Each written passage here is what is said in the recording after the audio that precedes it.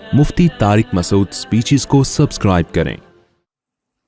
الحمد لله نحمده ونستعينه ونستغفره ونؤمن به ونتوكل عليه ونعوذ بالله من شرور أنفسنا ومن سيئات أعمالنا من يهده الله فلا مضل له ومن يضلله فلا هادي له ونشهد أن لا إله إلا الله وحده لا شريك له ونشهد أن سيدنا وحبيبنا وشفيعنا وسندنا محمدا عبده ورسوله صلى الله تعالى عليه وعلى آله وأصحابه وبارك وسلم تسليما كثيرا كثيرا أما بعد فأعوذ بالله من الشيطان الرجيم بسم الله الرحمن الرحيم قل هل يستوي الذين يعلمون والذين لا يعلمون انما يتذكر اولو الالباب وقال الله تبارك وتعالى وعلم آدم الأسماء كلها ثم عرضهم على الملائكة فقال أنبئوني بأسماء هؤلاء إن كنتم صادقين۔ قرآن مجید کی چند آیات تلاوت کی ہیں۔ اللہ تعالیٰ سے دعا ہے اللہ تعالیٰ صحیح طرح سے بات کہنے کی، سننے کی، سمجھنے کی، اور پھر ہم سب کو اللہ تعالیٰ عمل کی توفیق عطا فرمائے۔ اللہ تعالیٰ نے انسان کو جو تمام مخلوق پہ ترجیح دی ہے، اس ترجیح کی وجہ یہ ہے کہ انسان کے اندر علم کی صلاحیت اللہ نے رکھی ہے۔ علم کا مطلب جاننے کی صلاحیت۔ جانوروں کے اندر بھی یہ صلاحیت ہوتی ہے مگر بہت ہی محدود۔ جانور بھی سکھانے سے کچھ حد تک چیزیں سیکھ جاتے ہیں، زیادہ نہیں سیکھ پاتے وہ، لیکن سیکھنے کی جو غیر معمولی صلاحیت ہے وہ اللہ تعالیٰ نے صرف اور صرف انسان کے اندر رکھی ہے۔ تو اسی بیس پہ اللہ تعالیٰ نے انسان کو تمام مخلوق پر فضیلت دی۔ یہ جو میں نے آیت پڑھی ہے قرآن مجید کی، اللہ تعالیٰ نے جب فرشتوں کو کہا کہ آدم کو سجدہ کرو تو فرشتوں کو اعتراض ہوا وَيَسْفِكُ الدِّمَاءَ، یہ زمین میں خون بہائے گا۔ تو اللہ تعالیٰ نے کیا فرمایا؟ میں اس کے بارے میں وہ کچھ جانتا ہوں جو تم نہیں جانتے۔ اور پھر آدم علیہ السلام کو بنانے کے بعد اللہ تعالیٰ نے تمام اشیاء، آدم علیہ السلام کو تمام اشیاء کے نام سکھائے اور فرشتوں کو کہا کہ تم ان چیزوں کے نام بتاؤ۔ تو فرشتے نہیں بتا پائے، اور آدم علیہ السلام نے جب بتائے تو اللہ نے فرشتوں سے کیا فرمایا؟ الم اقل لکم، میں نے تمہیں کہا نہیں تھا میں وہ کچھ جانتا ہوں جو تم نہیں جانتے۔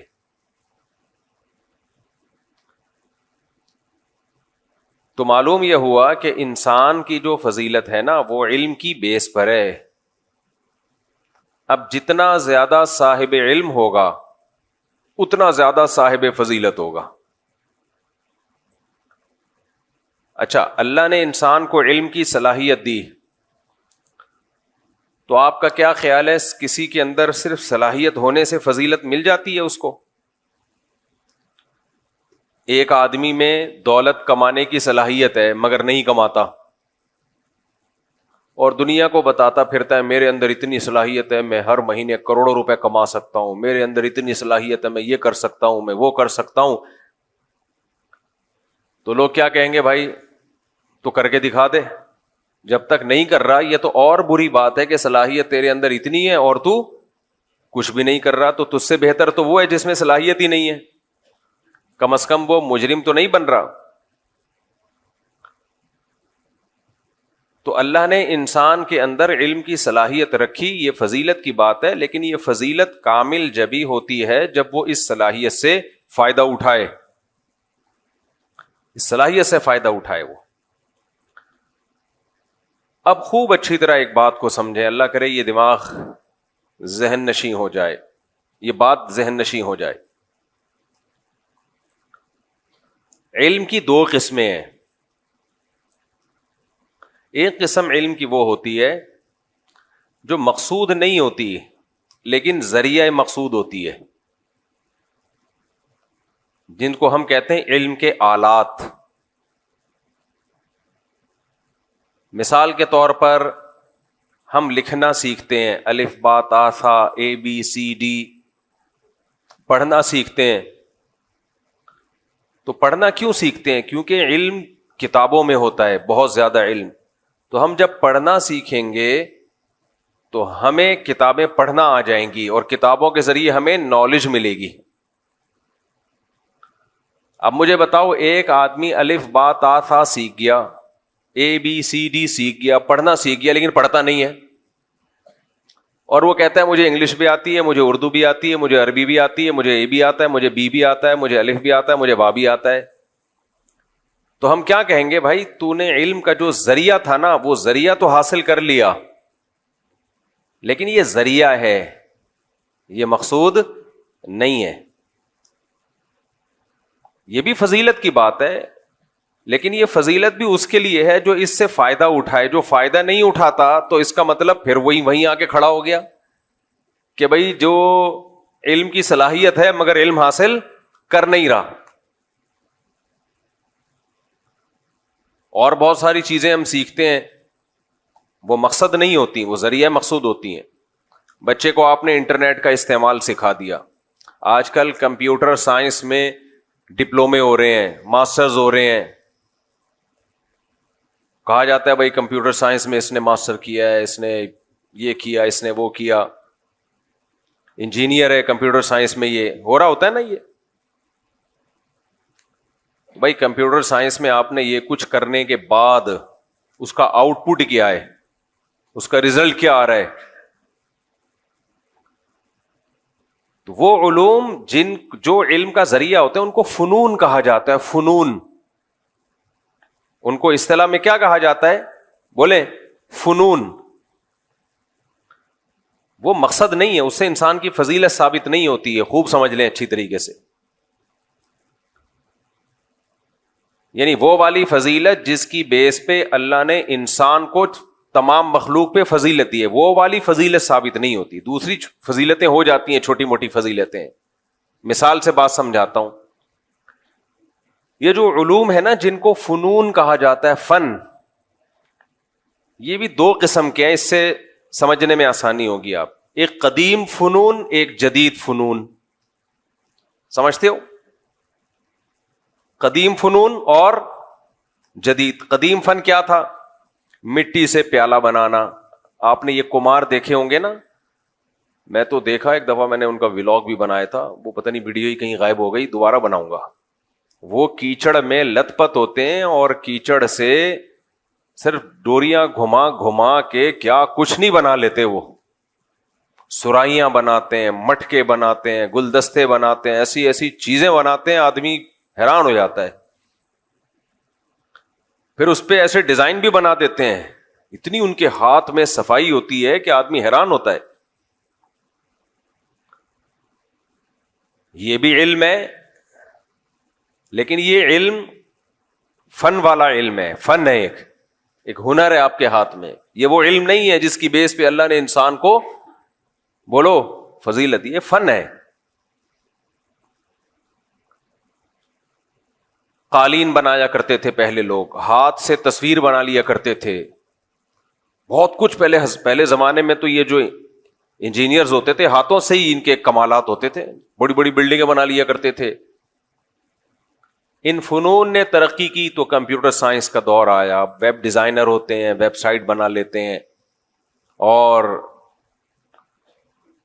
گرافک ڈیزائنر ہوتے ہیں, عجیب عجیب چیزیں بنا لیتے ہیں, سافٹ ویئر بنا لیتے ہیں. ایسے ایسے سافٹ ویئر بنا لیتے ہیں آپ کے, یعنی آدمی حیران ہوتا ہے یار. کیلکولیشن کے دیکھو کیسے کیسے نت نئے طریقے. کیلکولیٹر جس نے بنایا تھا وہ بھی تو ایک فن تھا نا. تو یہ والے جو فنون ہیں یہ جدید فنون ہے. اب چونکہ جدید ہیں, تھوڑا ٹیکنیکل قسم کے ہیں, تو ان لوگوں کی عزت تھوڑی زیادہ ہوتی ہے, ہونی چاہیے کہ یار یہ سائنسی انہوں نے پڑھا ہے باقاعدہ. لیکن خوب اچھی طرح سمجھ لو یہ بھی کیا ہے؟ فنون ہی ہے. ان کی حیثیت بھی فن سے زیادہ کچھ بھی نہیں ہے. ہاں یہ الگ بات ہے, اس فن کی بیس پہ آپ بہت یعنی کچھ کر سکتے ہو، کمالات کا اظہار کر سکتے ہو آپ، تو پھر دیکھا جائے گا آپ اس فن کی بیس پہ کر کیا رہے ہو. خالی فن آنا کوئی کمال نہیں ہے. مولانا طارق جمیل صاحب کا ایک دفعہ ہم نے بچپن میں بیان سنا، وہ الفاظ مجھے یاد رہ گئے. انہوں نے کہا کہ بھائی جو ٹانگا چلا رہا ہے وہ بھی کوچوان، جو جہاز اڑا رہا ہے وہ بھی کوچوان، یہ چھوٹا کوچوان وہ بڑا کوچوان. تو پائلٹ بیچارے کی تو ایسی کی تیسی کر دی انہوں نے. لیکن بات یہی ہے کہ بڑا کوچوان جس کو پائلٹ کہا جاتا ہے، اگر وہ ایسے کام کر رہا ہے جو ملک کے لیے، قوم کے لیے، دین کے لیے اس کے اثرات صدیوں تک پڑ سکتے ہیں، تو پھر وہ بڑا کوچوان پھر کوچوان نہیں ہے، پھر وہ بہت بڑا مجاہد ہے، پھر وہ قوم کا بہت بڑا ہیرو ہے. اور وہی کام اگر ایک ٹانگا چلانے والا کر دے تو وہ بھی بہت بڑا ہیرو ہے پھر قوم کا، لیکن وہ کر نہیں سکتا. جو کام جہاز پہ بیٹھ کے ہو سکتا ہے وہ گھوڑے پہ بیٹھ کے نہیں ہو سکتا. تو پائلٹ بن جانا، انجینئر بن جانا کمپیوٹر سائنس میں یا کسی بھی فیلڈ میں، یا ڈاکٹر بن جانا، یہ علم کی وہ قسم ہے جس کو اصطلاح میں کیا کہا جاتا ہے؟ فن. سمجھ رہے ہو کہ نہیں سمجھ رہے؟ آرٹ کہتے ہیں جس کو انگلش میں، آرٹ ایک فن ہے آپ کے پاس. انسان کو جو اس وقت بہت بڑا دھوکہ لگا ہے نا، وہ فنون کو وہ والے علوم سمجھنے لگا ہے جس کی بیس پہ انسانیت کو اللہ نے تمام لوگوں پر فضیلت دی ہے، تمام مخلوق پر. یہ غلط ہے. فنون وہ لوگ بھی سیکھ جاتے ہیں جو اللہ کے نافرمان ہیں، بلکہ آج کل تو فنون میں کمال انہوں نے پیدا کیا ہے، ترقی انہوں نے پیدا کی ہے.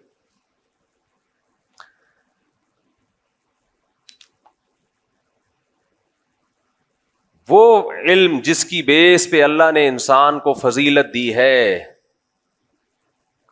اس علم کے لیے بھی ہمیں زبان سیکھنی پڑتی ہے. تبھی تو قرآن نے کہا نا، اقرأ باسم ربک الذی خلق خلق الانسان من علق اقرأ وربک الاکرم الذی علم بالقلم.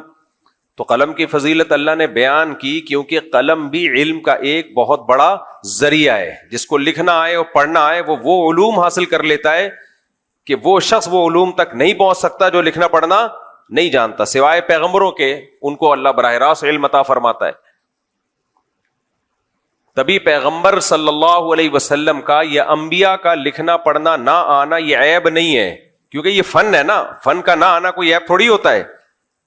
فن کا نہ آنا عیب اس وقت ہے جب اس فن کے نہ آنے سے علم حاصل نہ ہو. انبیاء کو براہ راست علم ملتا ہے اللہ کی طرف سے، لہذا ان کے پاس کسی فن کا نہ ہونا یہ کوئی عیب کی بات نہیں ہے. میرے اور آپ کے لیے عیب کی بات ہے کیونکہ ہمیں براہ راست اللہ تعالیٰ سے علم نہیں ملتا. آج اگر کوئی کہتا ہے میں لکھنا پڑھنا نہیں جانتا، اس کا مطلب وہ بالکل فارغ ہے، اسے کچھ بھی نہیں آتا. کیونکہ علم کا بہت بڑا ذریعہ ہمیں کہاں سے ملتا ہے؟ کتابوں سے ملتا ہے، تحریروں سے ملتا ہے. اور انبیاء کو کہاں سے ملتا ہے؟ براہ راست اللہ سے. تو ان کا تو علم کا جو سورس آف نالج ہے وہ بہت ہی اسٹرانگ ہوتی ہے. یہ مثالوں سے میں بات اس لیے سمجھا رہا ہوں کہ آج علم کو کم فوکس کیا جا رہا ہے، ذریعے کو زیادہ فوکس کیا جا رہا ہے. پڑھا لکھا اس کو سمجھا جاتا ہے جس کو انگلش آتی ہے، پڑھا لکھا اس کو سمجھا جاتا ہے جو کمپیوٹر پہ ٹھش پش بولو کر سکتا ہے. پڑھا لکھا اس کو سمجھا جاتا ہے جو جہاز اڑا سکتا ہے. پڑھا لکھا اس کو سمجھا جاتا ہے جو جس کے بعد ڈگریاں ہیں. او بھائی یہ پڑھا لکھا نہیں ہے، یہ بھی ہے لیکن وہ والا پڑھا لکھا جس کو قرآن پڑھا لکھا کہتا ہے. دیکھو قرآن تو بڑے بڑے پڑھے لکھوں کو جاہل کہہ کے خطاب کر رہا ہے. قرآن نے ایھا الجاہلون کہا نا، قرآن میں مشرکین مکہ کو ایھا الجاہلون، جاہلو، حالانکہ وہ تو بہت سے ان میں لکھنا پڑھنا جانتے تھے. بعض نے تو مسلمانوں کو لکھنا پڑھنا سکھایا ہے، لیکن قرآن ان کو کیا کہہ رہا ہے؟ بولو جاہلو. بہت سارے پیغمبر دنیا میں آئے تو ان کی قوم کے پاس جو فنون تھے نا، وہ پہاڑوں کو تراش کے گھر بنانا جان لیا کرتے تھے. پہاڑوں کو تراشتے تھے اور پورے پورے محل کھڑا کر لیا کرتے تھے. یہ بھی تو ایک نالج تھی کہ نہیں تھی؟ یہ بھی تو ایک نالج تھی، علم تھا. لیکن یہ علم کون سا علم تھا؟ فن والا، فنون. ایک آرٹ تھا کہ پہاڑوں کو کھودیں گے اور پہاڑ کے اندر پورا محل بنا دیں گے. مجھے اور آپ کے پاس یہ علم نہیں ہے. حتیٰ کہ جو پیغمبر آئے ان کو بھی نہیں یہ فن آتا تھا. لیکن قرآن کیا کہہ رہا ہے؟ فَرِحُوا بِمَا عِندَهُم مِّنَ الْعِلْمِ. ان کے پاس جو فنون تھے اس علم کی بیس پہ وہ تکبر کرنے لگے اور پیغمبروں کا مذاق اڑانے لگے کہ ہمیں تو یہ بھی آتا ہے، آپ کو یہ نہیں آتا. ہمیں تو یہ بھی پتا ہے، آپ کو معاذ اللہ یہ بھی نہیں پتا. کیونکہ ترقی کی نا ان قوموں نے، ترقی اپنے فنون کی بیس پہ کی. جن فنون کی بیس پہ ترقی کی تو انہی فنون کی بیس پہ وہ پیغمبروں کا مذاق اڑانے لگے. نبی کریم صلی اللہ علیہ وسلم، صحیح مسلم کی حدیث، آپ صلی اللہ علیہ وسلم نے صحابہ کرام سے کو جب دیکھا کہ وہ تعبیر نخل کرتے ہیں مدینہ منورہ میں، یعنی کھجور، نر کھجور کا بھور ڈالتے ہیں مادہ کھجوروں پہ، اس سے کھجور بہت پیدا ہوتی ہے. تو آپ صلی اللہ علیہ وسلم نے ارشاد فرمایا کہ ایسا مت کرو. صحابہ نے نہیں کیا، اس سے پیداوار کم ہو گئی.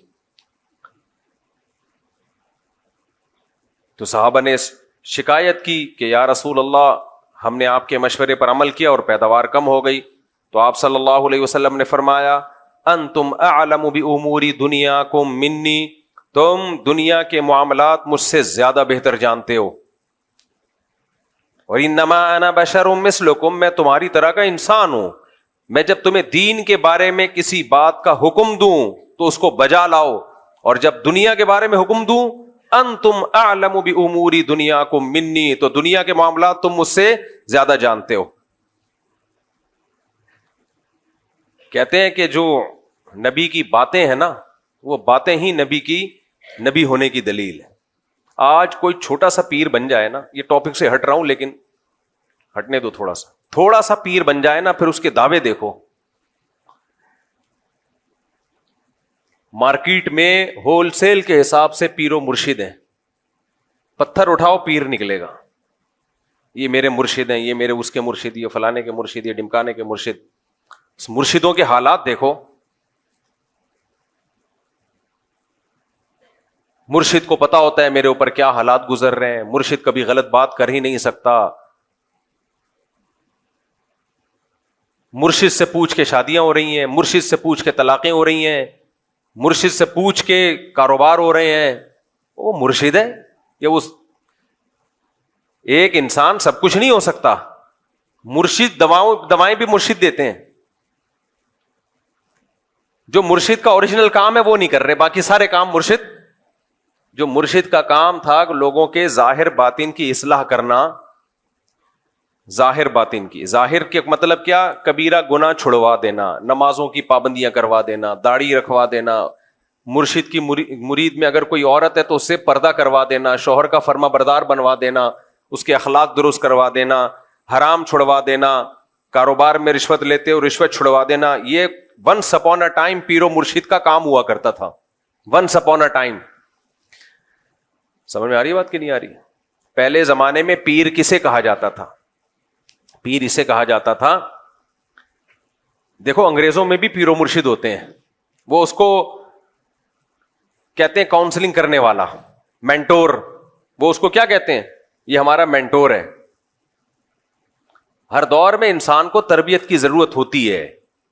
ہر دور میں خود سے بہت مشکل ہوتا ہے، بہت ساری چیزوں میں ہدایت کی ضرورت ہوتی ہے. گورے بھی موٹیویشنل اسپیکرز کو سنتے ہیں نا، ان کو موٹیویشن ملتی ہے. ان کے یہاں بھی کچھ ہوتے ہیں، سلیکٹڈ لوگ ہوتے ہیں. شیکسپیئر کے کتنے ملفوظات مارکیٹ میں چل رہے ہوتے ہیں. انگریزوں کا بزرگ گزرا ہے شیکسپیئر. ہم بچپن میں سنتے تھے شیکسپیئر نے یہ فرمایا، شیکسپیئر نے یہ فرمایا، شیکسپیئر نے یہ فرمایا، تو چل میں تیرے پیچھے آیا. ہم پھر مذاق کرتے تھے، شیکسپیئر نے کہا فرمایا تو چل میں آیا. تو بچے تو پھر بچے ہوتے ہیں، ان کو شیکسپیئر سے کیا لینا دینا، ان کو تو مذاق چاہیے ہوتا ہے.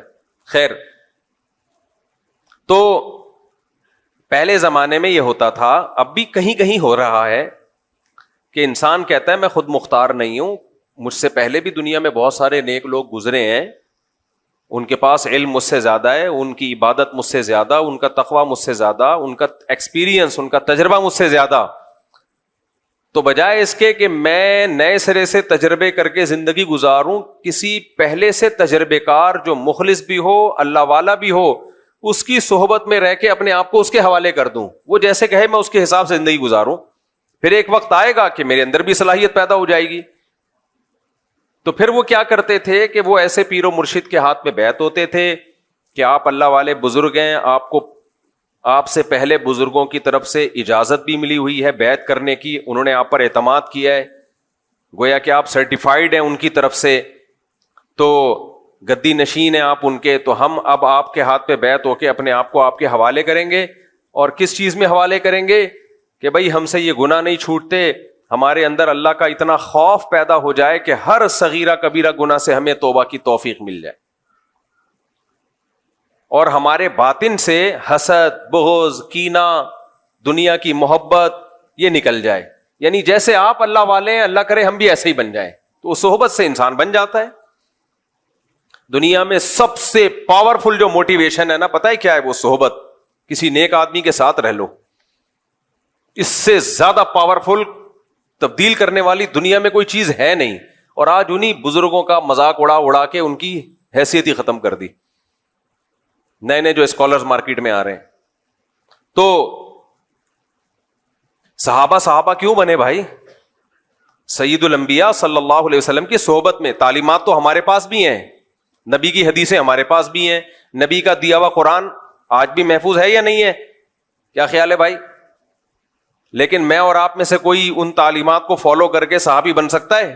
نہیں بن سکتا بھائی. انہوں نے نبی کی صحبت میں ٹائم گزارا ہے، وہ کیفیات پیدا ہی نہیں ہو سکتی ہماری جو صحابہ کی تھیں. ناممکن ہے. نوح علیہ السلام کا بیٹا کافر تھا، نوح علیہ السلام نے اس کی فکر نہیں کی ہوگی ہدایت کی؟ بولو، پیغمبر سے زیادہ پاور کسی کی تبلیغ میں ہو سکتی ہے؟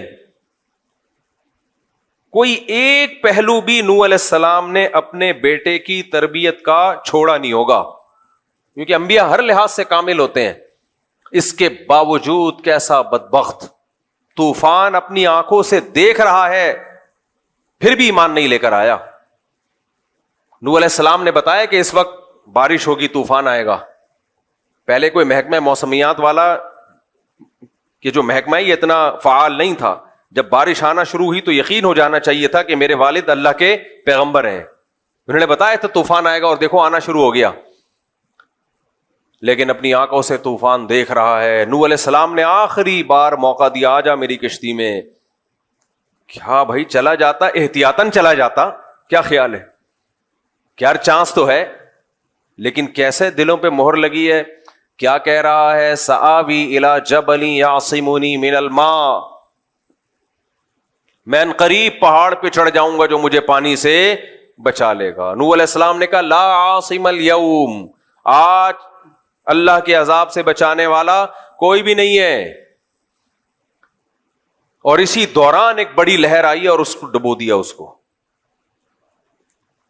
تو یہ کیوں نوح علیہ السلام کا بیٹا اتنا سخت دل کیوں تھا؟ صحبت جو چاروں طرف اس کو ملی ہے وہ نیک لوگوں کی بولو نہیں تھی، وہ برے لوگوں کی صحبت تھی. چاروں طرف غیر مسلم، چاروں طرف اللہ کے باغی. نوح علیہ السلام کا بیٹا ان کے ہاتھوں سے نکل گیا. لوط علیہ السلام کی بیوی،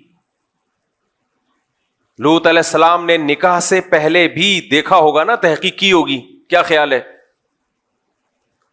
یا وہی ایسے ہی نکاح کر لیا ہوگا جہاں سے بھی پیغام آیا بس نکاح کر لیا؟ کیا پیغمبر یہ غلطی کر سکتے ہیں؟ کتنا سوچ بچار کے بعد نکاح کیا آپ نے. جو جس چیز سے نوح علیہ السلام قوم کو روک رہے ہیں، لڑکوں سے بدفعلی، اسی میں لوط علیہ السلام کی بیوی مخبر بنی ہوئی ہے، مخبر بنی ہوئی ہے. وجہ کیا تھی بھائی؟ چاروں طرف ماحول برائی کا. اس لیے میں بار بار کہتا ہوں جو لوگ یورپ میں جا کے رہتے ہیں فیملیوں کے ساتھ, وہاں گیدرنگ تلاش کرو, مسلم کمیونٹی تلاش کرو, وہاں جا کے رہو, اڑوس پڑوس میں مدرسہ مسجد, مسلمان نظر آئیں آپ کو, نیک لوگ نظر آئیں. ورنہ خدا کی قسم جو تباہ ہوتی ہے نا اولاد, کانوں کو ہاتھ لگائے آدمی. وہاں سستے کے چکر میں کچھ لوگوں نے کیا کیا, ابھی تو میرا امریکہ سے ابھی بھی آیا ہوں نا تازہ تازہ, وہ مجھے وہ یاد آ جاتا ہے, ان کا وہ کلپ بنایا تھا تازہ تازہ والا. خیر, وہاں کچھ لوگ کیا کرتے ہیں, سستے کے چکر میں, امریکہ میں لا یہ ہے کہ جو بھی گاؤں دیہات میں یا دور رہے گا نا تو اس کو بینیفٹس بہت ملتے ہیں. ان لوگوں نے ہر چیز میں پلاننگ کی ہوئی ہے. وہ چاہتے ہیں ہمارے ملک کی آبادی بڑھے اور بہت زیادہ بڑھے, لیکن اس کی پلاننگ کا انہوں نے طریقہ یہ اختیار کیا ہوا ہے کہ سبب میں جا کے رہو, دور دور رہو شہروں سے, ایک ہی جگہ گھسو مت. ہم ڈھاکہ گئے نا بنگلہ دیش میں, ماشاءاللہ بہت آبادی, لیکن اتنا چھوٹا شہر, اسی میں سب ہیں. اب ایک فیملی کے 8-10 بچے پیدا ہوئے تو اوپر والے پورشن میں, اس کے مزید پیدا ہوئے تو اس سے اوپر والے پورشن میں, مزید ہوئے تو اور اوپر والے پورشن. ابے بھائی کیا معراج پہ جا رہے ہو, کیا کر رہے ہو,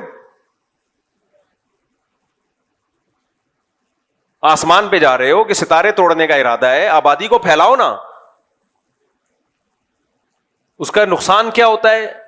حالانکہ بنگلہ دیش میں اسپیس بہت ہے, بہت اسپیس ہے بنگلہ دیش کے پاس, بہت خوبصورت کنٹری ہے. بھائی پھیلاؤ آبادی کو, لیکن یہ کام عوام کا نہیں ہوتا. یہ پلاننگ کس کی ہوتی ہے؟ گورنمنٹ کی. گورنمنٹ جب صحیح ہوتی ہے تو پلاننگ کرتی ہے پبلک کے لیے, تو سب خوش ہوتے ہیں. ہمارے یہاں گلستان جوہر میں دیکھ لو, کھارا در میں دیکھ لو, یہی ہو رہا ہے. بلکہ مجھے تو ایسا لگتا ہے کھارا در میں نیچے کو جا رہے ہیں, دھستا جا رہا ہے کھارا در. تو گھسے چلے جائیں گے, گھسے چلے جائیں گے. پھر میرے اوپر اعتراض کرتے ہیں کہ آبادی پہلے ہی اتنی بڑی ہوئی ہے, لوگوں کے پاس رہنے کی جگہ نہیں ہے, اور یہ مولوی کہتے ہیں دے دنا دن بچے پیدا کرو. بھائی بچوں پیدا کرو, جگہ بہت ہے. آپ کا دماغ خراب ہے کہ ایک ہی جگہ پہ گھس رہے ہو. اب میں نے اللہ کا فضل سے, اب جب میرے اتنے سارے بچے ہیں تو ایک کمرے میں تھوڑی گھسڑے ہوئے ہیں سارے, میں نے ایک کمرے میں ان کو سب کو گھسیڑ دوں, یا 1-2 کمروں کے گھر میں 4 بیگمات اور 18-19 بچے گھسیڑ دوں, تو یہ اپنے ساتھ بھی ظلم ہوگا, ان کے ساتھ بھی ظلم ہوگا. پھیلاؤ بھائی, دور دور کرو, سستی جگہ لو, دور لو سستی جگہ. تو اب وہاں گورنمنٹ کیا کرتی ہے, کیونکہ گورنمنٹ وہ لوگ بہرحال اپنی قوم کے ساتھ خیر خواہ ہیں, وہ لوگ دوسروں کے ساتھ جیسے مرضی ہوں. وہاں گورنمنٹ یہ کرتی ہے کہ بھائی وہ کہتی ہے کہ جاؤ دور دراز علاقوں میں جا کے رہو, تمہیں وہاں زیادہ سہولتیں ملیں گی, ٹیکس کم سے کم ہوگا. اب ٹیکسز ایک جگہ ہے جہاں اسپیس بہت بڑا صوبہ ہے, گورنمنٹ نے بول دیا, پالیسی بنا دی, جو امریکہ کی اسٹیٹ ٹیکسز میں رہے گا اس کا ٹیکس کیا ہوگا, ٹیکس فری ہوگا وہ, یا کم ہوگا. تو اب جیسے ہی کسی شہر میں آبادی بڑھتی ہے, لوگ سستے کے چکر میں کہاں چلے جاتے ہیں؟ ایسی اسٹیٹس میں جاتے ہیں جہاں کھلے ڈلے ہیں. ہمارے یہاں ایسی کوئی پالیسی نہیں ہے. ایک زمانے میں تو پورے پاکستان کی آبادی کراچی کی طرف رخ کر رہی تھی, پھر یہاں حالات خراب ہوئے تو تھوڑا سا باہر ہو گئے, ورنہ سب کراچی کراچی کراچی کراچی. ماشاءاللہ کراچی ہے بھی ایسا برکت والا شہر, تو سب آگے یہاں کیا نتیجہ نکلے گا میرے بھائی؟ پھر اوپر جاتے رہیں گے, جاتے رہیں گے, جاتے رہیں گے, فلیٹوں میں گھسے, کھڑکیوں سے نکل کے گر رہے ہیں. تو خیر کہاں سے کہاں میں چلا گیا. تو بنگلہ دیش میں ڈھاکہ شہر کی آبادی اتنی ہے کہ وہاں کی گورنمنٹ کو چاہیے کہ اس جیسا ایک اور شہر آباد کرے, اور بولے اب اس شہر میں رہنے کی مزید کسی کو اجازت نہیں ہے. یہ پلاننگ کون کرتی ہے؟ حکومت کا کام ہے یہ. تو ہمارے ملکوں میں چاہے پاکستان ہو, چاہے انڈیا ہو, چاہے بنگلہ دیش ہو, ہم ہیں تو تینوں ایک ہی ماں باپ کی اولاد نا. ابے انڈیا, پاکستان, بنگلہ دیش یہ ہیں اصل میں ایک ہی باپ کی اولاد. بعد میں اختلافات کی وجہ سے, جیسے 3 بھائیوں میں لڑائی ہوتی ہے تو شادی کے بعد الگ الگ ہو جاتے ہیں, تو ہم لوگ بھی کیا ہو گئے, انڈیا پاکستان بنگلہ دیش الگ الگ ہو, لیکن ہیں اصل میں کیا, بلڈ ایک ہی ہے. تو حرکتیں تینوں کی سیم ہیں, حرکتیں ہم تینوں کی سیم ہیں. ان حرکتوں میں یہ بھی کہ اسپیڈ فل ہے, مینجمنٹ 0 ہے. اب گورنمنٹ کہتی ہے اسپیڈ روکو, نہ اسپیڈ نہیں روکے گا. ہمارا سرمایہ اولاد ہے بھائی. ہمارے لیے سب سے بڑا گفٹ قرآن کی نظر میں کیا ہے؟ اولاد. کیوں روکے بھائی؟ ہم پاگل ہیں کیا؟ اپنی خوشیاں چھین لیں ہم؟ تم پلاننگ نہیں کرتے آبادی کو پھیلانے کی، تو ہم تمہاری نااہلی کی وجہ سے اپنی خوشیاں چھین لیں ہم بھائی، اپنے گھروں کی رونق کو ہم ختم کر دیں، یہ نہیں ہوگا. تو خیر، تو کہاں سے کہاں چلا گیا بھائی؟ یار بات کیا چل رہی تھی؟ دیکھو، علم تو دو طرح کا ہوتا ہے. میں امریکہ میں کیسے آیا؟ وہاں کے ماحول کی بات کر رہا تھا میں. تو اب وہاں بعض لوگ کیا کرتے ہیں کہ ان کو پتا ہے کہ یہاں مسلم کمیونٹی ہے چاروں طرف، یہ گجرانوالہ کا ہے، یہ گجرات کا ہے، وہ کراچی کا ہے، وہ پشاور کا ہے، یہ سارے اپنے لوگ ہیں. تو وہ کیا کرتے ہیں کہ کچھ بینیفٹس ان کو ملتے ہیں دور دراز علاقوں میں جا کے رہنے کے، تو سستے کے چکر میں وہ ایسی جگہوں پہ چلے. دور دراز بھی جاؤ لیکن اڑوس پڑوس میں کوئی مسجد مدرسہ تو ہو نا، یا جا کے بنا لو کم از کم. چاروں طرف جب غیر مسلم ہیں اور آپ سستے کے چکر میں وہاں چلے گئے اور یہ سوچ کے کہ میں اپنی اولاد پہ کنٹرول رکھوں گا، تو نوح علیہ السلام کا اپنی اولاد پہ کنٹرول نہیں رہا. میرے بھائی، ہم اور آپ کس کھیت کی مولی ہیں؟ تو میں تو وہاں ہو کے آیا ہوں. جو بچے بگڑتے ہیں وہ وہاں کا بگڑا ہوا چھوٹا بگڑا ہوا نہیں ہوتا. یہاں کا بگڑا ہوا کیا ہوگا؟ اتنا ہی ہوگا کہ ایک دن جیب سے سگریٹ نکلی تو ابا نے 2 چماٹے لگا دیا، آئندہ نہیں پینا، یہی بگڑا ہوا ہوگا نا. وہاں کا ایسا نہیں ہوتا بھائی. وہاں کا بگڑا ہوا وہ امریکہ کا بگڑا ہوا ہے. امریکہ سمجھتا ہے کہ اگر ہمارا بگڑا ہوا تھوڑا سا ہوا، تھوڑا بگڑا ہوا تو ہماری توہین ہے، ہم سپر پاور ہیں، تو ہمارا بگڑا ہوا بھی سپر ہونا چاہیے. چھوٹی موٹی چیزیں وہاں انسلٹ ہے اس قوم کی. وہاں شوہر بگڑ جائے، چھوٹا ہوا بگڑا ہوا نہیں ہوتا. وہ شوہر وہاں کا بگڑا ہوا ایسا خاندانی بگڑا ہوا ہوتا ہے. وہاں عورت بگڑ جائے، اف، تباہی ہے وہ. ابھی میں مثالیں کیا دوں کہ کیا بگڑتے ہیں وہاں پہ جو بگڑتے ہیں. آپ ایسا نہ ہو یہاں بھی وہ بگاڑ شروع ہو جائے.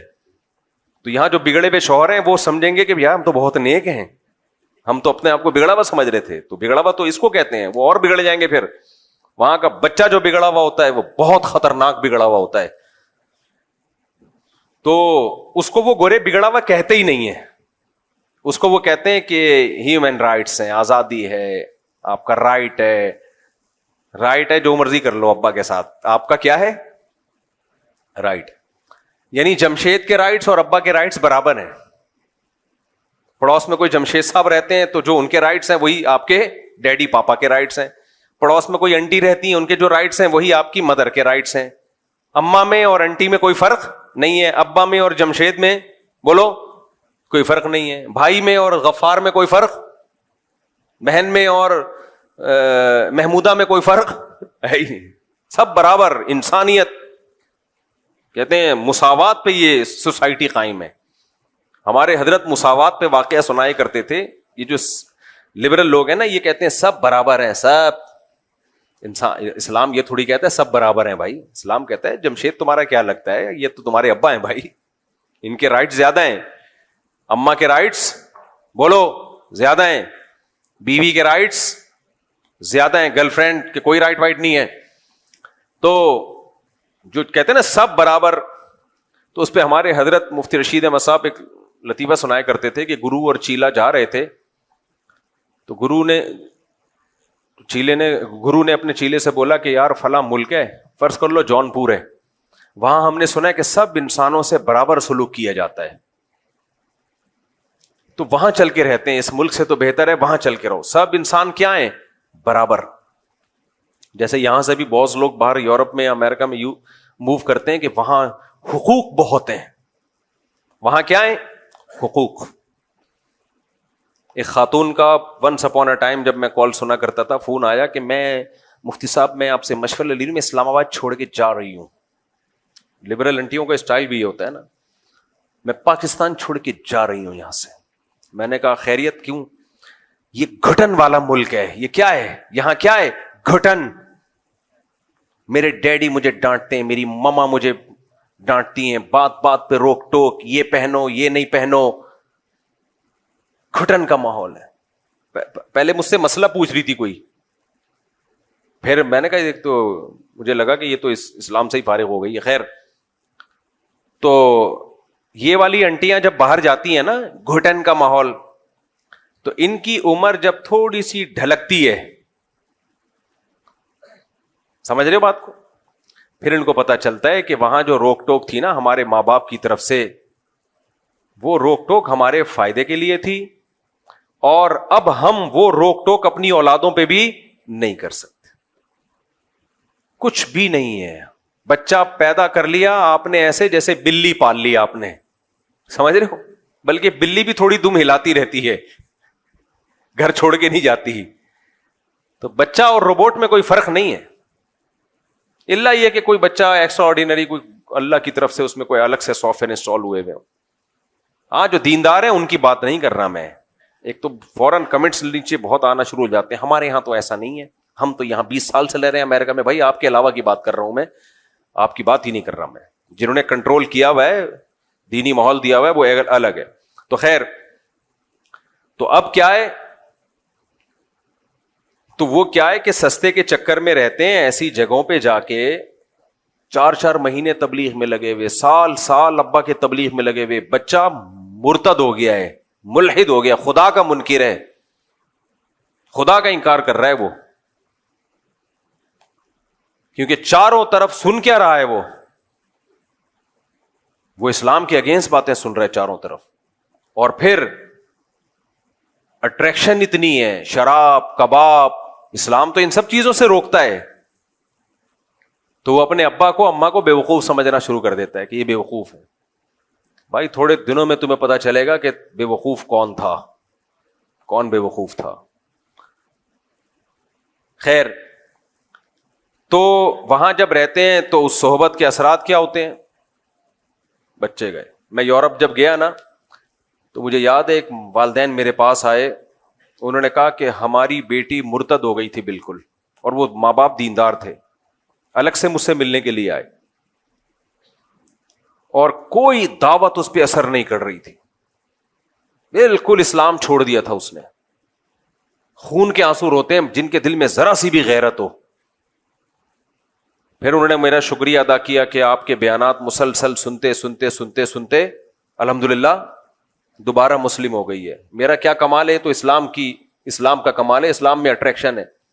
لیکن انہوں نے کہا کہ آپ کے سنے اس لیے کہ تھوڑا لائٹ موڈ میں آپ نے باتیں کی ہیں، ورنہ وہ بعض دفعہ ہمارے بعض مولانا، سارے تو نہیں بھائی، بڑے اچھے ہم سے تو زیادہ ہی اچھے لوگ ہیں، وہ ایسی سخت اسٹائل میں بات کرتے ہیں کہ وہ بندہ قریب آنے کے بجائے دور ہو جاتا ہے. میں بتا رہا تھا نا، ایک مولوی صاحب بیان کر رہے تھے، میں جمعے کا دن گیا ان کا بیان سننے، تو حضرت علی نے فرمایا. تو مجھے بھی خیال ہوا حضرت علی نے آرام سے فرمایا تھا، تو آپ بھی کس سے فرما دیں، اتنی زور سے حضرت علی فرما سکتے ہیں؟ حضرت علی نے جتنا شائستہ لہجے میں، حضرت علی کے تو اخلاق مشہور ہیں بھائی، تو آپ بھی اتنے آرام سے فرما دیتے. تو کبھی کبھار زور خطابت میں چیخنا چلانا بھی اچھا لگتا ہے کبھی کبھار، لیکن ٹاپک بھی ہونا وہ. تو ہمیشہ یہ جو دلائل کی بات آسان انداز سے ہی، مدلل انداز سے ہی ہونی چاہیے. خیر، تو نوح علیہ الصلوۃ والسلام، لوط علیہ السلام کی بیوی صحبت کی وجہ سے، ماحول کی وجہ سے خراب ہوئی. جب مجھے کہتے ہیں نا لوگ، مفتی صاحب میں لندن آیا تھا اپنی باپردہ بیوی کو لے کے، اس نے مجھے کہا کہ مجھے جاب کی اجازت دو، میں نے کہا چلو ٹھیک ہے. انسان تنگ نظر نہیں ہونا چاہیے، براڈ مائنڈیڈ ہونا چاہیے. تو میں نے اجازت دے دی، اب وہ میرے ہاتھوں سے نکل گئی، وہاں کسی گورے پہ عاشق ہو گئی ہے. سب عورتیں ایسی نہیں ہوتی بھائی، بہت ساری نیک خواتین جاب کر رہی ہیں، لیکن بہت سی ہو بھی جاتی ہیں. تو میں اس کو مثال دیتا ہوں لوط علیہ السلام کہ بھائی پیغمبر اپنی بیوی کو نہیں بچا سکے یار، اور تو اس ماحول میں اجازت دے رہا ہے جا کے. یہ سارا مسئلہ کھڑا ہوتا ہے جب قناعت ختم ہو جائے، زیادہ کی ہوس. پہلے فیصلہ کرو کہ اگر سب کچھ پیسہ ہی ہے تو کمبختوں پھر شادی کرتے کیوں ہو، ہے بھائی؟ اگر سب کچھ پیسہ ہی ہے، دیکھو کچھ لوگ تو اس لیے شادی کرتے ہیں کہ وہ پیسہ ہے، ان کا تو ہدف ہی کیا ہے، دولت. ان کی بیگم اگر کھسک بھی جائے تو ان کی صحت پہ کوئی فرق نہیں پڑتا. یہ ولاگر دیکھ لو نا، جب اپنی خوبصورت بیویوں کو لا کے دنیا کے سامنے رکھتے ہیں تو یہ کیوں رکھتے ہیں؟ اپنی بیویاں کیوں دکھاتے ہیں خوبصورت خوبصورت بیویاں ادھورے کپڑوں میں؟ پیسہ ہے تو ان کا مقصد ہی شادی سے کیا ہے؟ آپ کو لوگ چپ کیوں بیٹھے ہو بھائی؟ پیسہ مقصد ہے نا، تو جب ہدف پیسہ ہے تو پھر ٹھیک ہے، غیرت ویرت ایک طرف رکھو. لیکن اگر ہدف پیسہ نہیں ہے بلکہ پیسے سے کچھ اور مقصد ہے، دیکھو ہم جو پیسہ کماتے ہیں کیوں کماتے ہیں؟ سواری اچھی ہو جائے، کیا خیال ہے؟ گھر اچھا ہو جائے، یہی ہے نا؟ خوراک اچھی ہو جائے، کیا خیال ہے؟ بیمار ہو تو علاج اچھا ہو جائے. اب آپ کے پاس پیسہ آ گیا، نہ خوراک اچھی رکھ رہے ہو، نہ گھر اچھا بنا رہے ہو، نہ سواری اچھی رکھ رہے ہو. کیوں یہ سب کام کر رہے ہو؟ تاکہ پیسہ خرچ نہ ہو جائے. تو پرلے درجے کے بے وقوف کہلاؤ گے کہ نہیں کہلاؤ گے؟ اگلا بولے گا بھائی نوٹوں کو کھائے گا کیا؟ صحیح. تو ہر چیز کا ایک مقصد ہوتا ہے. اسی طرح پیسے کا ایک مقصد یہ بھی ہوتا ہے کہ بیوی اچھی مل جائے، یہ بھی ایک مقصد ہوتا ہے. لیکن اس بیوی کا مقصد کیا ہوتا ہے؟ اس کا مقصد ہوتا ہے گھر سنبھالنا. مثال کے طور پر پیسے کا مقصد ایک بہت سارے ادھر میری طرف توجہ، یہ گارڈ تبدیل ہوتے رہتے ہیں، ادھر توجہ، آپ یہاں مجھے سننے کے لیے آئے ہو. دیکھو پیسے کا کہ بہت سارے مقاصد میں ایک مقصد اچھا کھانا بھی ہے، کیا خیال ہے؟ اب آپ نے کیا کیا؟ اچھا کھانا خرید لیا، مرغے ورغے بکرے پائے وائے بڑا زبردست. اب کھا نہیں رہے آپ اس کو، کہہ رہے ہیں یہ میں نے پیسے سے اچھا کھانا خریدا تو ہے لیکن جہاں اچھے ریٹ لگیں گے اس کھانے کو بیچ دوں گا میں. تو لوگ کہیں گے اس کا مطلب تو نے یہ جو اچھا کھانا خریدا تھا یہ بھی پیسہ کمانے کے لیے خریدا تھا. تو چل ٹھیک ہے ڈبل پیسہ آ گیا، اب کیا کرے گا اس پیسے سے؟ اب بتا تیرے اس مقصد کیا ہے؟ جو مزید پیسہ آ گیا نا تیرے پاس، اب کیا کرے گا؟ آپ کہیں گے میں اچھا کھاؤں گا. ایک مقاصد، بہت سارے مقصد میں سے ایک مقصد کیا ہے؟ اب اور اچھا کھاؤں گا میں. بھائی پہلے میں نے نہاری خریدی تھی لیکن جب مجھے اچھے ریٹ مل رہے تھے میں نے کسی کو پہنا دی وہ، اب میں اس سے اور اچھا کچھ خرید لوں گا. تو اب آپ نے اور اچھا خرید لیا. اب جب اور اچھا خریدا تو ایک اور کسٹمر آیا، وہ ڈبل پیسے دے رہا ہے، اس کو پہنا دیا. وہ لوگ کہیں گے اب اس پیسے سے تیرا مقصد کیا؟ کہنے تاکہ اور اچھا کھاؤں میں. تو کمبخت کھائے گا کب؟ نہیں آئی میرا خیال ہے بات. یہ تو پہنائے جا رہا ہے، تو کھائے گا کب؟ تو آپ کہہ رہے ہیں بھائی پیسہ بہت بڑی طاقت ہے. تو طاقت ہے جب اس سے کچھ کھا تو پیسے کے مقاصد میں گاڑی ہے، اب گاڑی آپ نے خریدی، فوراً پہنا دی کسی کو، چلا نہیں رہے اس کو، پھر خریدی پہنا دی. تو لوگ کہیں گے تیرا گاڑیوں کا بزنس ہے تو اپنے لیے بھی تو کوئی گاڑی رکھ. اپنے لیے نہ تو گاڑی رکھ رہا ہے، نہ تو گھر بنا رہا ہے، نہ تو کھانا اچھا کھا رہا ہے. تو اس کا مطلب تو پیسے کو خدا سمجھتا ہے. تو خوب سمجھ لو جیسے پیسے میں یہ ساری چیزیں مقصد ہوتی ہیں تو پیسے سے ایک مقصد یہ بھی ہوتا ہے کہ شادی ہو جائے میری مناسب جگہ پر. غریب آدمی کو کوئی دیتا ویتا نہیں ہے آج کل، اور دے بھی دے تو خرچے پورے ہونا مشکل ہو رہے ہوتے ہیں اس کے لیے. تو آپ نے پیسہ کمایا کہ یار شادی ہو جائے گی، نفقہ آسانی سے اٹھا لوں گا میں. اب اس شادی جب آپ کی ہوئی ہے تو شادی سے جیسے کھانا جب آپ نے خریدا تھا تو اس کا مقصد کیا تھا؟ اس کو بیچنا یا کھانا؟ کھا نہیں رہے تو کس کام کا ہے وہ کھانا بھائی؟ تو ایسے جب آپ کی شادی ہوئی تو وہ کس کام کے لیے تھی؟ گھر بسانے کے لیے یا وہ بھی کمانے کے لیے؟ اگر اس کو بھی گھر سے باہر ہی بھیجنا تھا تو اس تکلف کی ضرورت کیا تھی یار تمہیں؟ مجھے لگتا ہے یا تو آپ پاگل ہو گئے یا میں پاگل ہو گیا ہوں، کیونکہ میں پوری دنیا میں جاتا ہوں تو میری سوچ کے خلاف ہی لوگ نظر آ رہے ہوتے ہیں. بیگم بھی جاب کر رہی ہے، شوہر بھی جاب کر رہا ہے، رات کو دونوں کی ملاقات کے سلسلے میں حاضر ہو جاتے ہیں. کوئی مجبوری ہو تو ایک الگ بات ہے بھائی، بھوکا مر رہا ہو تو ایک الگ بات ہے، لیکن تو پیسے والے لوگ یہ کام کر رہے ہوتے ہیں. ابے تو تم نے کیوں کیا؟ تو کمانے کے لیے کیا ہے تو وہی ہو گیا، کھانا خریدا اور کھانے کے بجائے بیچ دیا اس کو. اس کا مطلب تم نے خریدا تھا کھانے کے لیے نہیں بلکہ کمانے کے لیے خریدا ہے. تو یہ کمبختوں کو یہی نہیں پتا چل رہا کہ یہ ہوتی کیوں ہے شادی، کس سلسلے میں ہوتی ہے یہ. بھائی یہ اس سلسلے میں ہوتی ہے گھر سنبھالے، بچے پیدا کرے، وہ نسل بڑھائے آپ کی. وہی کام نہیں ہو رہا، باقی سارے کام عورت سے لیے جا رہے ہیں. تبھی شادی میں پہلے دیکھا جا رہا ہے کہ ڈاکٹر ہو اور انجینئر ہو اور فلانا ہو اور ڈمکانی ہو، پھر جب وہ جوتے لگاتی ہے نا شادی ہونے کے بعد کہتے ہیں میں نے تو بڑی پڑھی لکھی خاتون سے شادی کی. پڑھی لکھی ہونا بالکل ایک ڈفرینٹ چیز ہے, گھر سنبھالنا بالکل ایک ڈفرینٹ چیز ہے. اس کا پڑھائی سے کیا تعلق ہے؟ بایولوجی میں وہ اس نے یہ پڑھا کہ گھر کیسے سنبھالا جاتا ہے, بایولوجی کی کتابوں میں ہے بھائی. اب میڈیکل سائنس کی کتابوں میں شوہر کے حقوق نام کی کوئی چیز اس نے پڑھی ہے ڈاکٹر نے؟ مجھے وہی لگتا ہے یا تو آپ پاگل ہو گئے یا دونوں میں سے کوئی ایک پاگل ہے. مجھے ایک بات بتاؤ, وہ ڈاکٹر ہے, کرو ڈاکٹروں سے شادی کرو, منع نہیں کر رہا, ایجوکیٹڈ ہے, ہو سکتا ہے کچھ کبھی بیمار ہو گئے تو آپ کبھی کوئی کبھی کا لگا دے. تو سوال پیدا, دوبارہ سوال دوہرا دوں, سوال یہ پیدا ہوتا ہے کہ میڈیکل سائنس میں اخلاق سکھائے جاتے ہیں, شوہر کے حقوق. گھر آپ نے جب نکاح کیا تو گھر چلانے کے لیے, دوبارہ سے اس مقصد کو, تب مقصد نظر سے اجھل ہونا شروع ہو جاتا ہے لوگوں کے. مقصد کیا ہوتا ہے؟ دماغ سے اجھل. لوگ بھول ہی گئے ہیں کہ یہ کس سلسلے میں یہ کام شروع ہوا تھا. ونس اپون اے ٹائم اتنا پروپیگنڈا ہو گیا ہے نا. آپ نے جب نکاح کیا تھا تو پہلے سوچ لیا کرو میں یہ کام کیوں کر رہا ہوں. اس لیے کر رہا ہوں کہ گھر چلے. تو گھر چلنے کے لیے, گھر بھی ایک چھوٹی سی ریاست ہوتی ہے, کیا خیال ہے, جس میں شوہر سربراہ ہوتا ہے, باقی سب لوگ کیا ہوتے ہیں؟ ماتحت ہوتے ہیں. اور ان ماتحتوں میں ابھی نسل تو بعد میں آئے گی, سب سے پہلے ماتحت کون ہوتا ہے؟ بیگم ہوتی ہے. تو اس کو پتا ہونا چاہیے کہ سربراہ کے کیا حقوق ہیں, کیا خیال ہے؟ اور آپ کو پتا ہونا چاہیے کہ اس کے کیا حقوق ہیں, پتا ہونا چاہیے کہ نہیں ہونا چاہیے؟ اچھا, اور پھر گھر میں اچھا ماحول بنے تو شکر گزاری کا جذبہ وغیرہ وغیرہ. یہ تو پوری لمبی چوڑی ڈیٹیل ہے, یہ میرا ٹاپک نہیں ہے. تو بیچ میں غریبی آ گئی. میں امریکہ میں غریبی کہہ رہا تھا, وہ امریکن جو وہیں پیدا ہوئے ہیں نا پاکستان میں, کہتے ہیں غریبی کیا ہوتی ہے. میں نے کہا کراچی چھوڑ دیا, گئے کام سے. جس کو غریبی کا نہیں پتا اس کو کیا فائدہ یار زندگی. یہ نقصان ہوا ہے کراچی چھوڑنے کا. غریبی بھول گئے, پتلی گلی بھول گئے. بھائی قرضہ ہم جب لیتے ہیں تو جب بندہ لینے کے لیے آئے تو ہم کہاں سے نکلتے ہیں؟ پتلی گلی سے نکلتے ہیں نا. بھول گئے سب پتلی گلی کیا ہوتی ہے.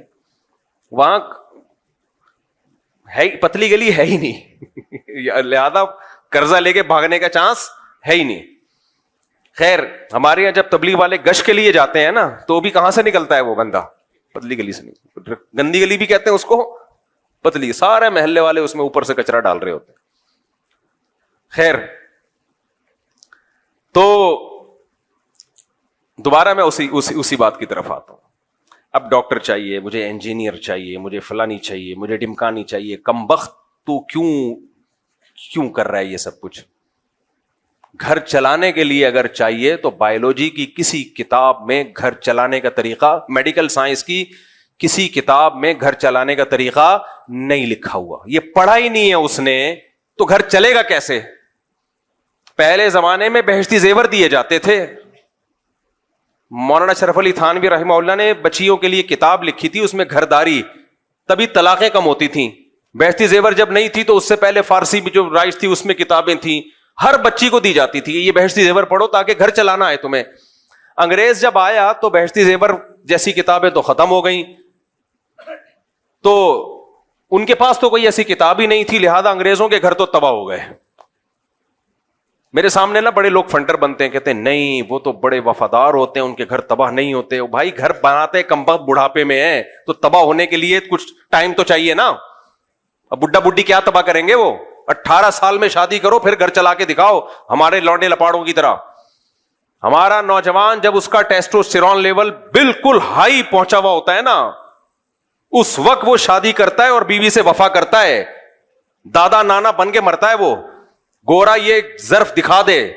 اور عورت بھی وفا کرتی ہے اپنے شوہر کے ساتھ, ان میں نہیں ہے یہ ظرف. وہ سارے ادھر ادھر سب سارے تجربے کر کے 50 55 60 سال میں جا کے بھی سب نہیں کر رہے ہوتے. کچھ لوگ کہتے ہیں چلو شادی بھی کر لیتے ہیں ہم. گھر بھر ان کا ہے ہی نہیں, تو وہ کہاں سے کتابوں میں پڑھائیں گے بھائی گھر کیسے بچایا جاتا ہے, گھر چلانے کے سسٹم کیا ہوتا ہے. اب ہمارے یہاں مسلمانوں میں بھی یہ چیزیں آ رہی ہیں. ان مسلمانوں کو کمبخت نہیں کہنا چاہیے, ان بیچاروں کو یہ پتہ ہی نہیں چل رہا کہ یہ اللہ نے یہ نظام بنایا کیوں ہے. تو کہہ رہے ہوتے ہیں ہمیں ڈاکٹر چاہیے, ہمیں فلانی چاہیے. بھائی انسان کی بچی ہونی چاہیے, مرد میں تو پھر بھی یہ ضروری اس لیے ہے کہ وہ کماتا ہے تو کچھ ہوگا, ہنر تو کمائے گا نا. عورت میں تم نے کیا کرنا ہے؟ باقی تعلیم دو عورت کو, 100 دفعہ دو, ہم نے منع نہیں کیا, لیکن گھر اس تعلیم سے نہیں چلے گا, یہ ذہن میں رکھنا. بچیوں کو ڈاکٹر بھی بناؤ, انجینئر بھی بناؤ, سائنٹسٹ بھی بناؤ, 100 دفعہ بناؤ, ہم اس کے خلاف نہیں ہے, لیکن یہ توقع مت رکھنا کہ یہ سائنٹسٹ بن جائے گی یا انجینئر بن جائے گی یا ڈاکٹر بن جائے گی تو یہ گھر اچھی طرح چلائے گی, بچوں کی اچھی تربیت کر لے گی. یہ دماغ خراب ہے. ہماری مائیں اور جو پہلے مائیں گزری ہیں ان کے گود سے جو بچے پیدا ہوئے ہیں وہ بہت بہت باصلاحیت بچے پیدا ہوئے ہیں, علماء صلحاء اور بڑے بڑے لوگ پیدا ہوئے ہیں. وہ ان کے پاس یہ نالج نہیں تھی, انہوں بہشتی زیور پڑے ہوئے ہوتے تھے, انہوں نے, سمجھ رہے ہو, چند اخلاقی چیزیں ان کو معلوم ہوتی تھیں جو آج کی نئی جنریشن کو یہ معلوم نہیں ہے. حیض و نفاس تک کے تو مسائل, طہارت کے احکام تک نہیں آتے آج کل بچیوں کو. بلکہ نہ صرف یہ کہ ان کے پاس گھر چلانے کی صحیح تعلیم نہیں ہے, بلکہ الٹا غلط تعلیم ہے, گھر تباہ کرنے کی تعلیم ہے, میرا جسم میری مرضی, یہ والی تعلیم ہے ان کے پاس. شوہر نے اگر تھپڑ لگا دیا, غلط لگایا, تو تم بھی جواب میں آگے سے اسی طرح کھینچ کے چماٹا اس کے منہ پہ چپکا دینا. یہ والی ایجوکیشن ہے جو کہاں دی جا رہی ہے؟ یونیورسٹیوں میں دی جا رہی ہے. ساس کی ذرا بھی خدمت نہیں کرنا. ساس کون ہوتی ہے تمہیں کچھ کہنے والی؟ یہ والی تعلیم کہاں پڑھائی جا رہی ہے؟ بولتے کیوں نہیں یار, چپ کیوں بیٹھے ہوئے ہو؟ یہ ہے یونیورسٹیوں میں. حالانکہ یہ کتاب میں نہیں لکھا ہوا ہوتا, لیکن یہ پروفیسر صاحب غریبی میں, جیسے میں بہت ساری چیزیں بیان کے دوران غریبی میں چلا رہا ہوتا ہوں, تو پروفیسر صاحب تعلیم کے ساتھ ساتھ یہ چیزیں کیا چلا رہے ہوتے ہیں؟ غریبی میں. کیونکہ اس کی اپنی بیوی بیچارے کی وہ یہی کچھ کر رہی ہوتی ہے اس کی اماں کے ساتھ, اور اس پہ خوش بھی ہوتا ہے وہ. خیر, تو اس کو نہ صرف یہ کہ صحیح تعلیم نہیں دی جا رہی, بلکہ باقاعدہ غلط تعلیم دی جا رہی ہے. تو پھر جو تباہی گھروں میں پھیلے گی وہ تو ہوگی نا. ابھی آئے ہوئے تھے 1-1.5 مہینہ پہلے ایک صاحب, کسی کو نہیں پتا چلے گا کس کی بات کر رہا ہوں, بہت کروڑ پتی آدمی ہیں, بڑی ملیں ان کی, ان کو بھی شوق تھا ایجوکیٹڈ. میں نے کہا پہلے اخلاق دیکھو. نہیں ایجوکیٹڈ جب کر لی, اس کے بعد جو ان کا سر گنجا کیا ہے نا, تو بجائے بال لگوانے کے وہ میرے پاس آ گئے. بال دائرہ کس لیے لگوانے نہیں گئے کہ ان کو پتا تھا کہ بال لگوا کے دوبارہ میں نے شادی کی تو دوبارہ یہ کیا ہو جائیں گے, گر جائیں گے. انہوں نے کہا پہلے اس کا کوئی پائیدار حل ہو جائے کہ دوبارہ نہ گرے. تو کہنے لگے وہاں تو علیحدگی ہو گئی ہے, تو اب کوئی ایسا رشتہ بتا دیں جو بالکل مجھے تعلیم نہیں چاہیے, شریف شرفا قسم کی گھر چلانے والی لڑکی ہو. میں نے کہا بھائی میں تو رشتے کراتا نہیں ہوں, لیکن دیر آئے درست آئے. ہاں ایک چیز میں نے ایڈ کر لی, میں نے کہا یہ شرط نہ لگائیں یہ تعلیم یافتہ نہ ہو, یہ بھی غلط شرط ہے. تعلیم یافتہ ہو یا نہ ہو, اس سے یہ دوسرے درجے کی چیز ہے. پہلے کیا ہو, گھر چلانا جانتی ہو, پھر بے شک تعلیم یافتہ بھی ہو, اچھی بات ہے, پھر نور علا نور. گھر تو آئے پہلے, گھر ور نہیں آ رہا آج کل مارکیٹ میں میرے بھائی, کیونکہ وہی بات ہے, اس کو اس یونیورسٹیوں میں جو صحبت مل رہی ہے نا, انوائرمنٹ جو ہے, ماحول, وہ ماحول کیا کہہ رہا ہے, آزادی والا. میں نے بتایا تھا نا ایک واقعہ, ونس اپون اے ٹائم, پرانی بات ہے, اتنی پرانی کہ میں زیادہ پرانی اس لیے لے کے جا رہا ہوں کہ میرے گھر والوں کو پتہ نہ چل جائے کہ زوجہ کی بات ہو رہی ہے نا. یہ بھی میرے ساتھ بڑا مسئلہ ہے, میں بیان کو اچھا ہو بتایا نہیں, آپ اس کو وہاں بھی لے کر گئے تھے. اب منہ سے نکل گیا, اب اس کو سیٹ کرنا پڑے گا مجھے. بہرحال میری ایک دفعہ نئی شادی ہوئی تھی, اب بہت دفعہ ہوئی ہے نہیں تو ایک دفعہ کی بات ہے.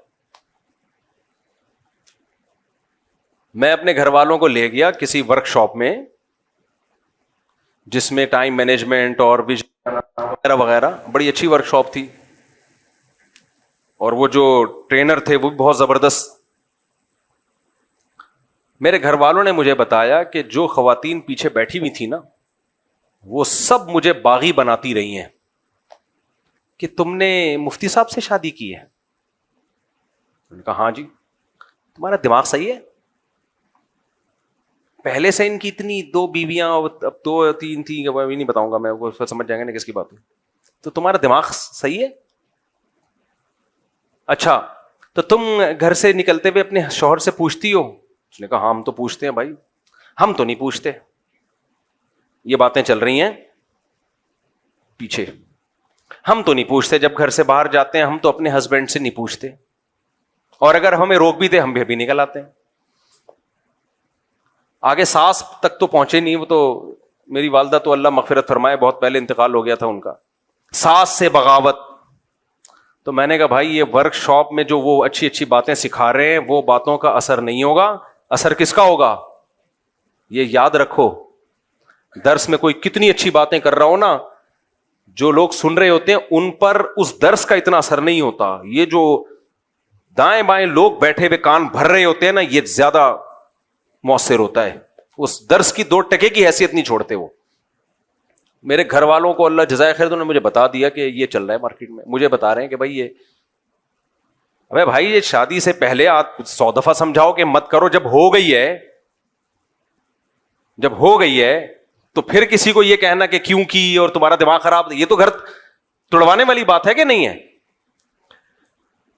پھر میں جہاں بھی گیا ہوں یہی باتیں, گھر والے جس گھر والوں کو بھی لے کر گیا ہوں ہر دفعہ یہی کہ سب پوچھتے ہیں تمہارا دماغ خراب ہے, آپ نے کیوں کی. جب میں نے دوسری کی تو میری پہلی زوجہ کو ورغلانے کی کوشش کی, اس نے ایکسپٹ کر لیا کہ چلو ہو گئی ہے.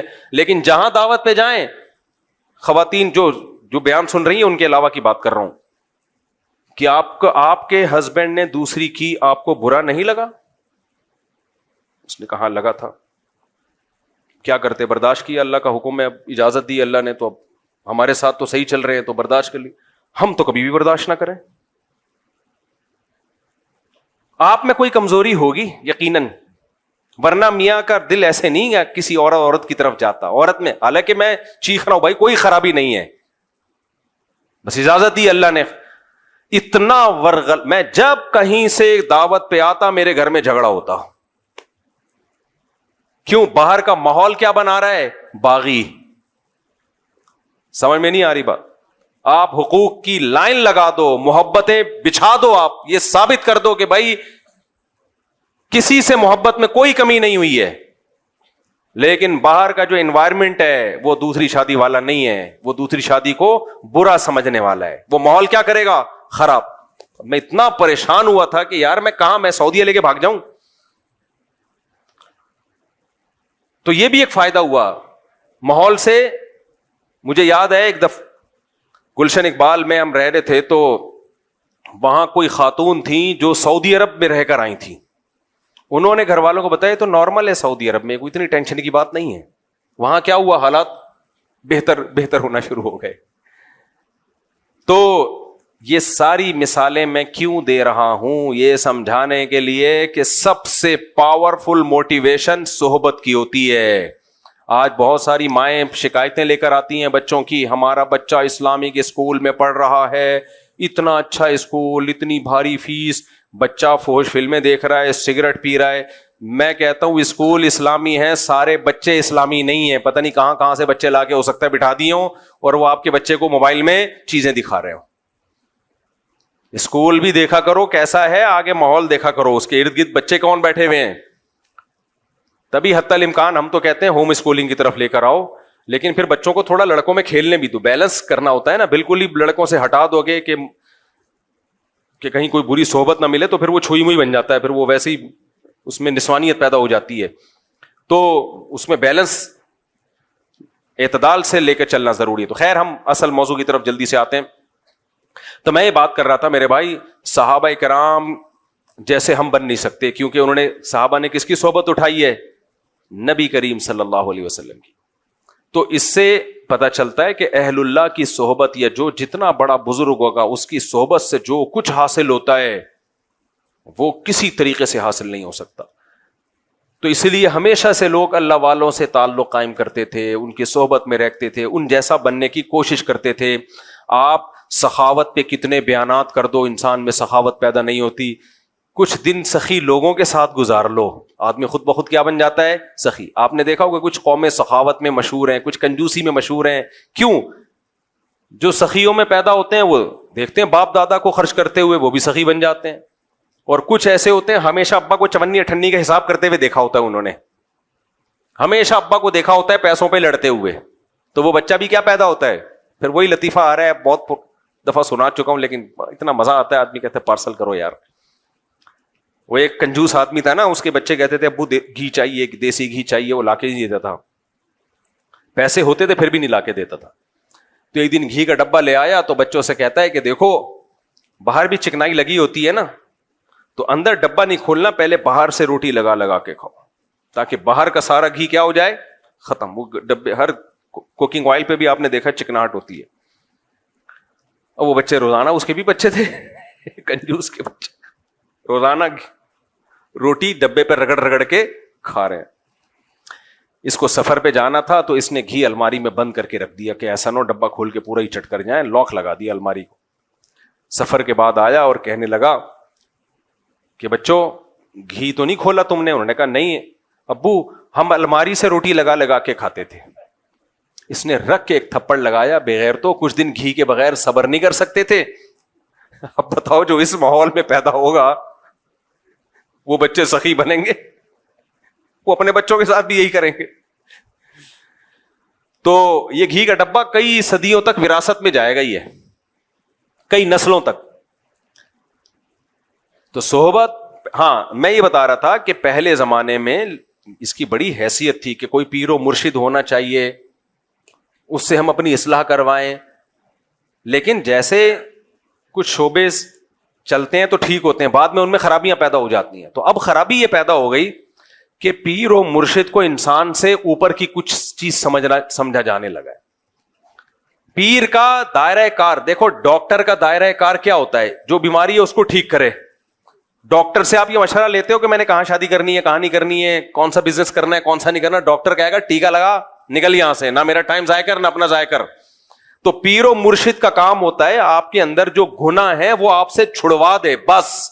اس سے آگے پیر کا دائرہ کار بولو نہیں ہے. حتیٰ کہ شرعی مسائل بتانا بھی اس کا کام نہیں ہے, وہ مفتیوں کا کام ہے. لیکن آج کل جو مارکیٹ میں پیر آ رہے ہیں, میجورٹی, سب نہیں, بہت سے اچھے بھی ہیں الحمدللہ, میجورٹی کیا ہے, وہ پیر کم اور اس کو معاذ اللہ پیغمبر سے بھی اونچا درجہ دے دیا ہے. میں جانتا ہوں ایسے لوگوں کو, شادی کر لی پیر کی مرضی کے بغیر, پیر صاحب ناراض ہو کے بیٹھ گئے, ابا اما کی نہیں مان رہے, پیر کو باپ بنایا ہوا ہے. شریعت میں ماں باپ کا درجہ پیر و مرشد سے بولو زیادہ ہے, ٹیچر سے بھی زیادہ ہے. یہ ذہن میں رکھو. آج کل بعض لوگ تعلیم دیتے ہیں استاذ کا درجہ ماں باپ سے زیادہ ہے. نا. قرآن کے مطابق استاذ کا درجہ والدین سے کم ہے, بہت کم ہے. بہت بڑا درجہ ہے استاذ کا, لیکن ماں باپ سے کے برابر نہیں ہے. ماں باپ کو سب سے سپیریئر رکھا ہے اللہ نے.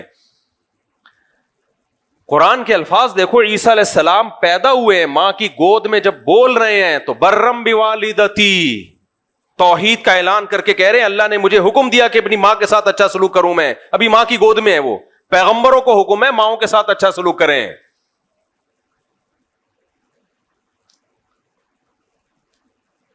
تو اور ابراہیم علیہ السلام کو دیکھو, اپنے والد سے کیسے نرم لہجے سے بات کر رہے تھے.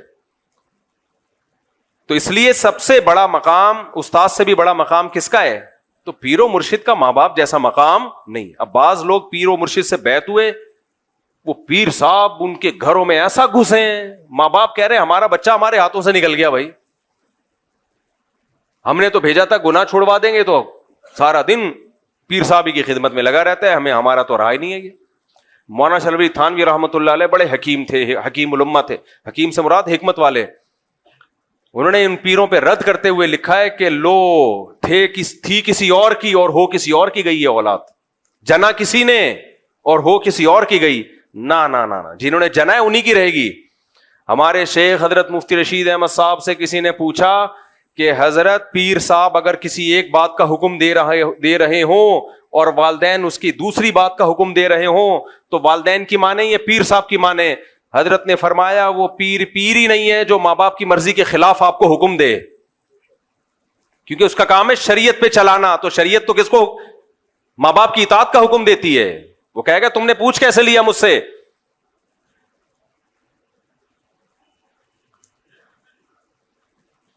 تو وہ سب کچھ ہی بن جاتا ہے. حضرت جی نے فرما دیا. تو حضرت جی جو پیر و مرشد ہیں ان کا کام اب اصلاح رہا ہی نہیں.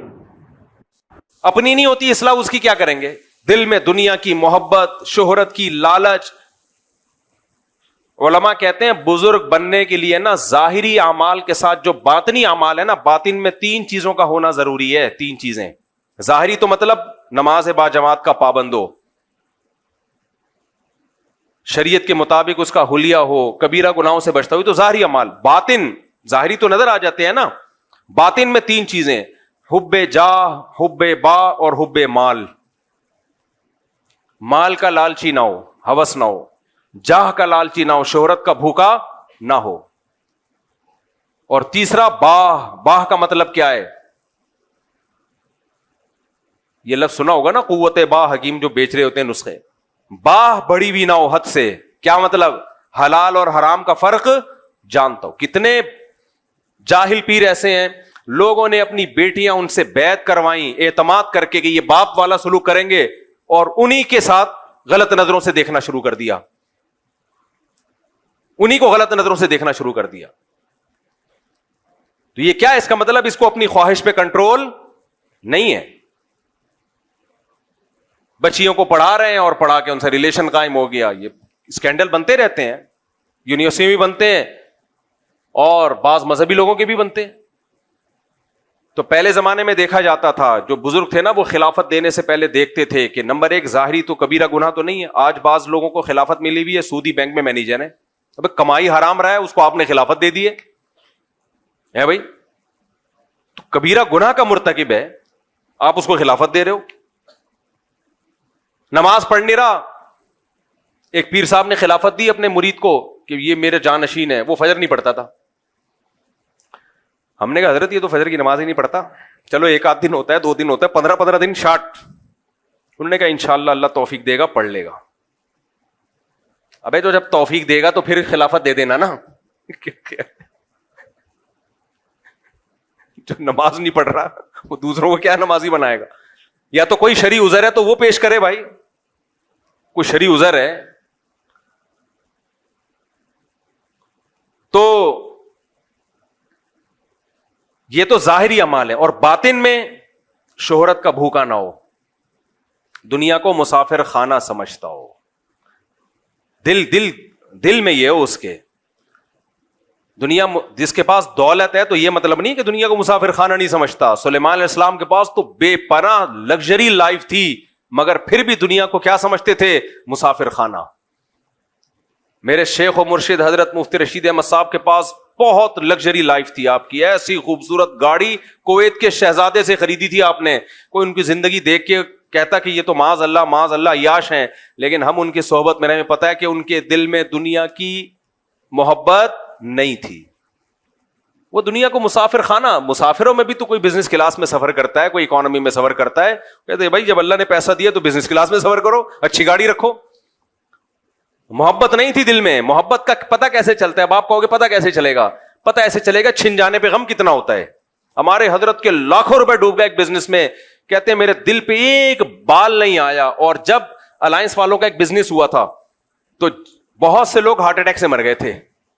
حضرت نے ان کا نام رکھ دیا تھا شہدائے الائنس، یعنی ان کا پیسہ ڈوبا اور شہید ہو گئے. اس سے کبھی بھی اندازہ نہ لگایا کرو کہ کوئی بزنس کلاس میں سفر کر رہا ہے یا بڑی گاڑیوں میں گھوم رہا ہے تو یہ دنیا کی محبت اس کے دل میں ہے. نا نا نا نا، ایسے تو آپ دھوکہ کھا جاؤ گے بھائی. آپ تو سلیمان علیہ السلام کی شاہی زندگی دیکھو گے تو آپ سمجھو گے یہ پیغمبر بھی معاذ اللہ دنیا پرست ہے. نا نا نا، دنیا پرستی کا پتہ دل کی کیفیت ہے. اس سے پتہ چلتا ہے کہ اگر یہ چھن جائے تو اس کو غم کتنا ہوتا ہے. اہل اللہ والوں کو وہ غم بہرحال نہیں ہوتا جو دنیا پرستوں کو. تو کہتے ہیں مسافر خانہ ہے، مل جائے ٹھیک ہے، نہیں تو کیا ہے. جیسے بس میں سفر کر رہے ہوتے ہو، سیٹ مل جائے کھڑکی والی خوش ہو جاتے ہو، نہیں تو پائیدان پہ لٹک کے بھی سفر ہو جاتا ہے. اب آپ نے کہا وہ کھڑکی والی سیٹ پہ بیٹھا ہوا اتنا، اس کا مطلب یہ دنیا پرست ہے، اس کو یہ مسافر خانہ نہیں سمجھتا. نہیں بھائی، اس کو یہ سیٹ نہ ملتی تو پائیدان پہ لٹک کے سفر کر کے بھی اسی طرح گنگناتا ہوا جاتا. یہ تو ہم نے دیکھا ہے اللہ والوں کو پیسہ چھین بھی جائے گا چلو یار آنے جانے والی تھی. دنیا دار آدمی تو مر رہا ہوتا ہے، اور اللہ والوں کے پاس جتنا پیسہ ہوتا ہے ان کے صدقات و خیرات آپ کے ہوش اڑا دے. اور جتنا ان کے پاس ہو سکتا ہے اتنا نہیں ہوتا، وہ اس سے بھی زیادہ سکتا ہے. تو پہلے زمانے میں یہ بزرگ کی ڈیفینیشن ہوتی تھی. اب بھی ہیں اللہ والے لوگ ہیں, ختم کبھی بھی نہیں ہوں گے, دنیا میں قیامت آ جائے گی اگر سارے اللہ والے ختم ہو جائیں, لیکن اس میں دھوکہ زیادہ ہو گیا ہے. تو خیر میں جلدی سے بات کو سمیٹ کے ختم کروں تو نبی کریم صلی اللہ علیہ وسلم نے صحابی کو فرمایا انتم اعلم بامور دنیاکم منی, تم جو کھجوروں کو, نر کھجوروں کو مادہ کھجوروں کے ساتھ جو ان کا بھور ملاتے ہو, تو اگر تم نے میرے مشورے پہ نہیں ملایا تمہیں نقصان ہو گیا, تو کوئی ایسی بات نہیں ہے, دنیا کا معاملہ ہے, تم مجھ سے زیادہ جانتے ہو. تو ہمارے نبی نے تو بتا دیا کہ دنیا کے معاملات میں بھائی تمہارا تجربہ ہے تو ٹھیک ہے, اس میں کوئی حرج نہیں ہے, مجھے اللہ نے میسنجر بنا کے بھیجا ہے اللہ کا پیغام بندوں تک پہنچانے کے لیے. کھجوریں کیسے زیادہ بڑھیں گی اور کم ہوں گی یہ میرا موضوع نہیں ہے. تو میں یہ بتا رہا تھا آج کل پیروں کو یہ خود یہ بات ہمارے نبی کے نبی ہونے کی دلیل ہے, خود یہ بات نبی کے نبی ہونے کی دلیل ہے. دیکھو جو سچا ہوتا ہے اس کا دعویٰ کلیئر ہوتا ہے, جو جھوٹا ہوتا ہے وہ روزانہ پینترے بدلتا ہے. مرزا غلام احمد قادیانی کے دعوے آپ اس کی کتابوں سے اٹھا کے دیکھو, روز چینج ہوتے تھے. کبھی کہتا تھا میں ذلی نبی ہوں, کبھی کہتا تھا میں سچی مچی کا اوریجنل نبی ہوں, کبھی کہتا تھا میں وہی مسیح موعود ہوں جو عیسیٰ علیہ السلام نے آنا تھا وہ میں ہی ہوں, کبھی کہتا تھا میں امام مہدی ہوں. کسی ایک بات پہ ٹکا نہیں ہے وہ, کیونکہ جھوٹے آدمی کو فیور چاہیے جس طرح جو بن پڑے.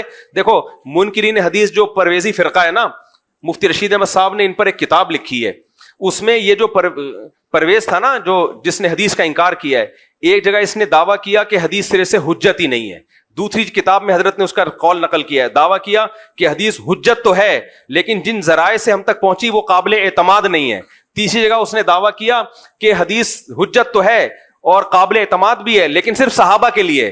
حضرت فرمائی یہ ایک ہی آدمی, ایک تنظیم کے مختلف آدمی نہیں ہے, ایک ہی آدمی کے تین متضاد دعوے ہیں. اس سے پتہ چلتا ہے کہ اس کا مقصد لوگوں میں کنفیوژن پیدا کرنا ہے. یہ بالکل ایسے جیسے پروفیسر غامدی صاحب, وہ کیا کرتے ہیں, حدیث حجت نہیں ہے, حدیث تاریخی کتابیں ہیں, لیکن جب اپنا استدلال کرنا ہوگا قرآن کے اگینسٹ تو بخاری کی حدیثیں پیش ہوں گی, مسلم کی حدیثیں پیش ہوں گی. بھائی آپ ایک جگہ ٹکتے کیوں نہیں ہو؟ آپ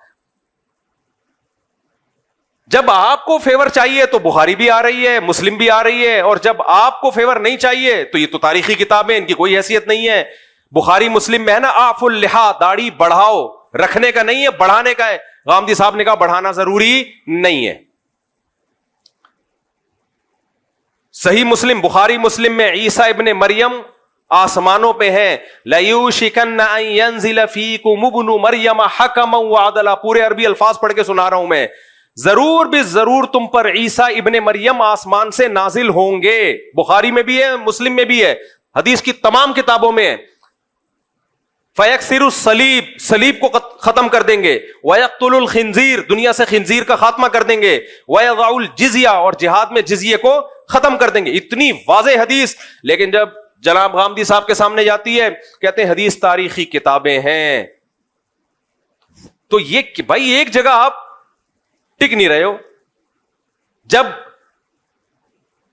میں بھی کینیڈا امریکہ میں تھا نا تو ایک خاتون بڑی ایگریسو ہوئی تھی, غامدی صاحب کا کلپ سنا, آپ کیا 4 شادیاں کرتے رہتے ہو, یہ تو غزوہ احد میں بچیاں شہید ہو گئی تھیں, وہ سارے کچھ لوگ شہید ہو گئے تھے تو بچیاں یتیم ہو گئی تھیں, ان کے لیے اسلام نے کہا 4 کرو. میں نے کہا محترمہ, ان کو تو جواب نہیں دیا, میں نے کہا میں جا کے جواب ریکارڈ کرواؤں گا کہ یہ آپ نے پروفیسر غامدی صاحب کی دلیل سنی ہے. قرآن میں صاف طور پر 4 شادیوں کا تذکرہ ہے. تو غامدی صاحب نے کہا غزوہ احد میں کچھ ایسا ہوا تھا جس کی وجہ سے اجازت دی گئی تھی, تو ضرورت کے وقت اس اجازت سے فائدہ اٹھایا جا سکتا ہے. یہ کہاں سے نکالا آپ نے؟ یہ تو بخاری کی حدیث ہے, حضرت عائشہ کہہ رہی ہیں نا, اور اس کا مطلب بھی وہ نہیں ہے جو آپ بیان کر رہے ہیں. وہ مطلب کیا ہے وہ ایک الگ بحث ہے, لیکن آپ استدلال قرآن کے خلاف کہاں سے کر رہے ہو؟ بخاری کی حدیث سے کر رہے ہو. تو اجماعی مسئلہ ہے, اس میں جب آپ نے قرآن کی مخالفت کرنی ہے تو پھر بخاری کا سہارا, جب نہیں کرنی تو بخاری کی کوئی حیثیت نہیں ہے. تو بھائی ایک جگہ نہیں, جو بھی اس ایک جگہ, ان کا مقصد کنفیوژن پیدا کرنا, ہر مسئلے میں کنفیوژن پیدا کر دینا.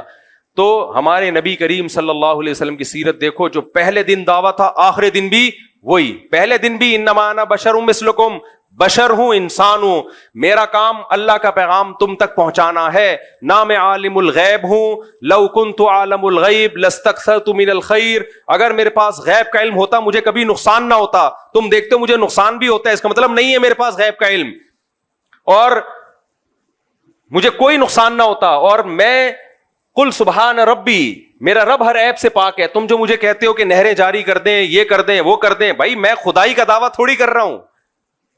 میں تو اللہ کا پیغام تم تک پہنچاؤں. اور پیغام بھی کیا ہے؟ حلال و حرام کا علم, اللہ کا پیغام. کھجوروں میں برکت, کھجوریں کیسے بڑھتی ہیں کم ہوتی ہیں, یہ میرا موضوع نہیں ہے, اس میں مجھ سے غلطی بھی ہو سکتی ہے. دیکھو بخاری کی حدیث ہے, خدا کی قسم یہ ایسی نبوت پر ایسی جاندار دلیلیں ہیں نا, یہ حدیثیں ایسی جاندار دلیلیں. جب بھی کوئی شخص جھوٹ بولتا ہے نا, وہ اتنا کلیئر نہیں ہوتا, اتنا صاف نہیں ہوتا وہ. صحیح بخاری کی حدیث ہے, نبی کریم صلی اللہ علیہ وسلم فجر کی نماز پڑھانے کے لیے آئے, اقامت ہو چکی تھی. آپ نے کیا فرمایا؟ لوگ تو اس کو توہین سمجھیں گے, لیکن یہ تعظیم نبی ہے, یہ تعظیم نبی ہے. آپ نے فرمایا یا ایھا الناس انما انا بشر مثلکم, اے لوگو میں تمہاری طرح کا انسان ہوں, انسا کما تنسون, ایسے بھولتا ہوں جیسے تم بھول جاتے ہو. پھر آپ نے فرمایا مجھ پہ غسل فرض ہے اور وہ میں غسل کرنا بھول گیا. پھر آپ گئے, غسل کر کے آئے اور آپ کے بالوں سے پانی ٹپک رہا تھا اور آپ نے نماز پڑھائی ہے. بے داغ سیرت اسی کو کہا جاتا ہے. آج جاہل پیروں کو دیکھو, شیو سرکار کو دیکھو, ان جاہل پیروں کو دیکھو, یہ اپنے بارے میں, یہ تو ان سے, اور یہ جتنے اس ٹائپ کے اور بہت سارے پیر ہیں, کوئی ایک نہیں ہے, وہ تو شفت و مشہور ہو گیا. تصوف کی لائن میں جو خرابیاں ہیں, پیر کو پتہ نہیں کیا سمجھ رہے ہیں, نہ یہ بھول سکتا ہے, نہ اس سے غلطی ہو سکتی ہے, نہ یہ غلط مشورہ دے سکتا ہے, نہ اسے اونگ آتی ہے, نہ اسے نیند آتی ہے. وہ گوہر شاہی مرا تھا تو انہوں نے کہا مرا نہیں, یہ غار میں چلا گیا ہے, نہ یہ مرتا ہے.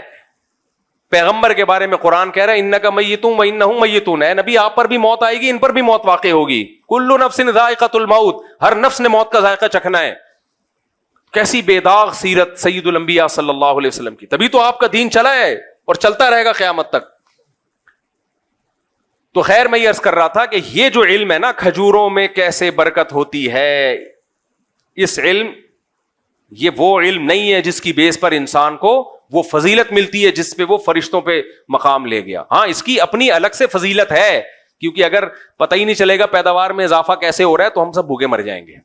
لیکن یہ جو انسان کو, ایک چھوٹی سی مثال دوں نا, میں اکثر واقعہ سناتا ہوں. ایک آدمی, ایک مولانا صاحب تھے, وہ کشتی میں بیٹھے تو انہوں نے ملا سے پوچھا کہ تم نے دین کا علم حاصل کیا؟ انہوں نے کہا نہیں. انہوں نے کہا کمبخت, تو نے آدھی زندگی برباد کر دی اپنی. آگے جب کشتی ڈوبنے لگی تو انہوں نے کہا مولوی صاحب آپ کو تیرنا آتا ہے؟ انہوں نے کہا نہیں. کہا تو پوری برباد کر دی آپ نے. سمجھ لو, تو اس علم کی اہمیت کا انکار نہیں ہے. میڈیکل سائنس کا علم بھی ضروری ہے, کھجوریں کیسے زیادہ پیداوار, زراعت کا علم بھی ضروری ہے, لیکن میرے بھائی جو فضیلت جس بیس پہ ملے گی وہ علم ہے جو پیغمبروں کے پاس ہوتا ہے. اور آج کل وہ علم مارکیٹ سے کیا ہو رہا ہے, شارٹ. ڈاکٹر انجینئر بنانے پہ پورا زور لگایا ہوا ہے, اور حلال و حرام کا طہارت تک کے مسائل نہیں آتے. تبلیغ والے ایک دفعہ گئے تو انہوں نے کہا, یونیورسٹی کے طالب علم نے پوچھا کہ غسل کے کتنے فرض ہیں؟ اس نے کہا 3 فرض ہیں. یہ بڑے خوش ہوئے کہ چلو یار, کون کون سے کہنے؟ تولیہ, صابن اور بالٹی. خواتین کو حیض و نفاس کے مسائل معلوم نہیں ہیں, مردوں کو نماز کے مسائل معلوم نہیں ہے, سدا صاحب کب واجب ہوتا ہے, زکوٰۃ کب فرض ہوتی ہے, رمضان کا روزے کے حکام کیا ہیں, حج کے طریقے, حج میں جا کے ایسے ایسے کام الٹ پٹانگ قسم کے کر رہے ہوتے ہیں, آدمی حیران ہوتا ہے بھائی یہ کیا کر رہے, تھوڑا سا تو پڑھ لیتے. تو ایک علم وہ ہوتا ہے جو اللہ تک پہنچنے کا ذریعہ ہے. پھر اچھا انسان کسے کہتے ہیں اللہ کی نظر میں؟ اچھا توحید کیا ہے یہی نہیں پتا بہت سے لوگوں کو. الہ کسے کہتے ہیں, معبود کسے کہتے ہیں؟ تو اس لیے میرے بھائی تھوڑا سا اس علم کو بھی کیا کر لو, تھوڑا سا اس کو بھی ٹائم دے دو. اللہ سمجھنے کی, عمل کی توفیق عطا فرمائے. وما علینا الا البلاغ. اچھا آپ ہیں جناب, آپ ہیں وکیل, یہ رہے آپ ہیں, ماشاء اللہ. اچھا آپ مجھے بتا دیں, آپ نے اجازت دی کہ سیدہ کنول مشتاق بنت سید مشتاق احمد کا نکاح میں 1 لاکھ مہر, 2.5 سینکڑا ہزار 10,000 لاکھ, 1 لاکھ مہر میں محمد داؤد صدیقی ولد محمد سرور صدیقی سے کروں, آپ نے اجازت دی ہے؟ جزاک اللہ. الحمد للہ نحمده ونستعینه ونستغفره ونؤمن به ونتوکل علیہ ونعوذ باللہ من شرور انفسنا ومن سیئات اعمالنا من يهده الله فلا مضل له ومن يضلله فلا هادي له ونشهد ان لا اله الا الله وحده لا شريك له ونشهد ان سيدنا وحبيبنا وشفيعنا وسندنا محمدا عبده ورسوله صلی اللہ تعالی علیہ وعلی آلہ واصحابہ وبارک وسلم تسلیما کثیرا کثیرا. اما بعد فاعوذ باللہ من الشیطان الرجیم. بسم اللہ الرحمن الرحیم.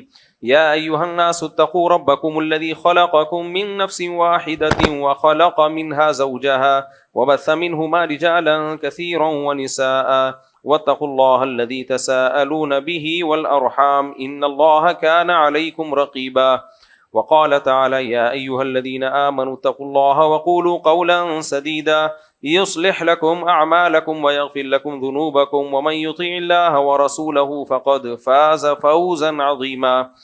وقال النبي صلى الله عليه وسلم النكاح من سنتي وقال فمن رغب عن سنتي فليس مني. وقال النبي صلى الله عليه وسلم تزوجوا الودود الولود فإني مباهي بكم الأمم. وقال النبي صلى الله عليه وسلم تزوجوا ولا تكونوا كرهبان النصارى.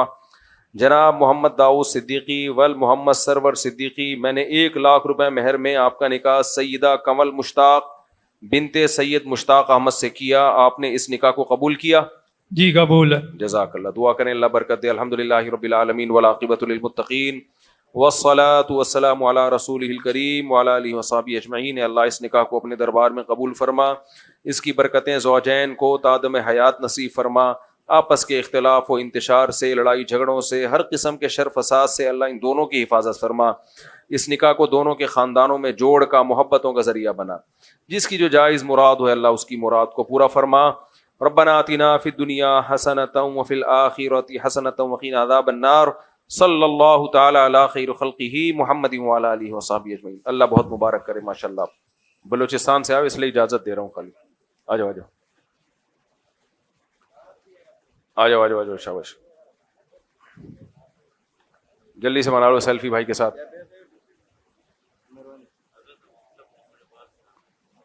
چلو چلو جلدی بنا لو. شاباش شاباش شاباش.